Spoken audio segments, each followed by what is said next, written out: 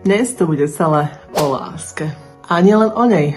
Tak, či si single, married, alebo v nejakom relationship, or divorced. A ak ťa zaujímajú nejaké zaujímavé fakty o tomto sviatku a nielen o ňom, pozrieť toto video aj ďalej. Ja som Jana, lektorka angličtiny a pomáham svojim študentom zamilovať sa do tohto krásneho jazyka, tak aby im angličtina otvárala dvere do všetkých svetov, kde chcú vstúpiť. Tak, ale teraz už poďme na Valentína. Tento sviatok, áno, mnohí Slováci im povedia, že nie je náš a my chceme skôr MDŽ a prečo nám tu niekto ten Valentín stále nanúcuje? OK, dobre, ale ak sa chceš dozvedieť viac o tom, ako to celé vzniklo, možno to celé komerčné aj šialenstvo okolo Valentína, tak určite pozeraj ďalej. Áno, celé sa to začalo Valentínom, kňazom alebo biskupom, ktorý napriek zákazu Klaudia II. Pokračoval v sobášoch vojakov a bol za to potrestaný a sťatý a stalo sa tak presne 14. februára v roku 270. Nabralo to spád a nieslo sa to históriou, až jedného dňa dostala Esther Howland do ruky kartičku, respektíve Valentínku. A celé to možno komerčné šialenstvo, tak ako ho dneska poznáme, sa týmto začalo.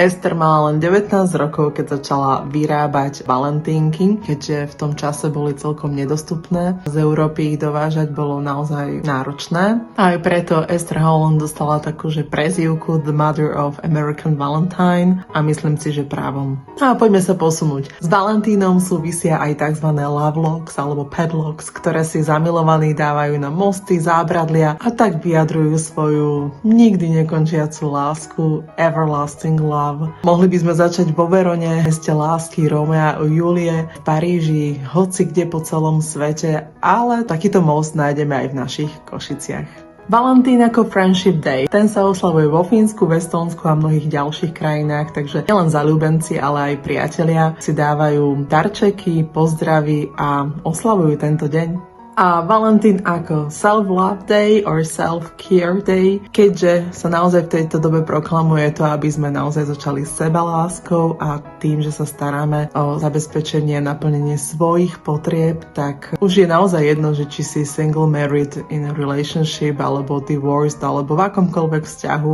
postaraj sa najskôr sám o seba, vyjadri tú lásku najprv sám k sebe, zabezpeč si všetky potreby a tak budeš môcť darovať z toho bohatstva aj ostatným plným priehrštím. So self-love is really important. Take care. Ak chceš vidieť viac takýchto videí, sleduj môj profil, daj mi like a vidíme sa na budúce.